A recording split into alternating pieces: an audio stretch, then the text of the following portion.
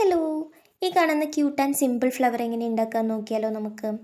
അതിനായിട്ട് നമ്മളിവിടെ യൂസ് ചെയ്യുന്നത് ഓർഗാൻഡി ക്ലോത്താണ്. അത് സ്റ്റിഫായിട്ടുള്ളൊരു നെറ്റ് മെറ്റീരിയലാണ്. നമ്മുടെ ക്രാഫ്റ്റ് ഷോപ്പിലൊക്കെ അവൈലബിൾ ആണ്.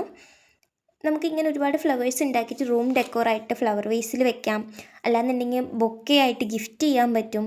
അതും അല്ലെങ്കിൽ നമ്മളിതിൽ ലാസ്റ്റ് ഒരു ഹെയർ ആക്സസറി കാണിക്കുന്നുണ്ട്, അതായിട്ടും ചെയ്യാം.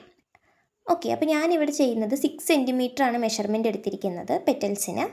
അപ്പോൾ 6 സെൻറ്റിമീറ്റർ വരുന്ന സ്ക്വയർ മെഷർ ചെയ്ത് കട്ട് ചെയ്തെടുക്കുക. എന്നിട്ട് ക്രോസ് ആയിട്ട് ഒന്നുകൂടെ കട്ട് ചെയ്യുമ്പോൾ ഇങ്ങനത്തെ ട്രയാങ്കിൾസ് നമുക്ക് കിട്ടും. എന്നിട്ട് ഈ ട്രയാങ്കിളിനെ ഒന്നുകൂടെ വലിച്ച് ഒന്ന് തിരിച്ചു കൊടുക്കുകയാണെങ്കിൽ അത് അങ്ങനെ നിന്നോളും. ഓർഗാൻഡി ക്ലോത്ത് അങ്ങനെയാണ്, നമ്മൾ അമർത്തി കൊടുത്ത് അത് അങ്ങനെ നിന്നോളും. എന്നിട്ട് താഴെ ഒന്ന് വലിച്ച് ഇങ്ങനെ ഒന്ന് പെറ്റലിൻ്റെ ഷേപ്പിലാക്കി ഒന്ന് അമർത്തി ചുറ്റിയെടുക്കുക. ഇതാണ് നമ്മുടെ പെറ്റൽ. നമുക്ക് എത്ര പെറ്റൽസ് വേണോ അത്ര ഉണ്ടാക്കിയെടുക്കാം. എന്നിട്ട് ഇനി ഭയങ്കര സിമ്പിളാണ്. നമ്മുടെ ഫ്ലവർ ഉണ്ടാക്കുന്ന കമ്പി എടുക്കുക, അതിൽ നമ്മുടെ പെറ്റൽസ് അറേഞ്ച് ചെയ്യുക. ഞാനിവിടെ ഒരു ഫ്ലവറിന് 5 പെറ്റലാണ് എടുത്തിരിക്കുന്നത്.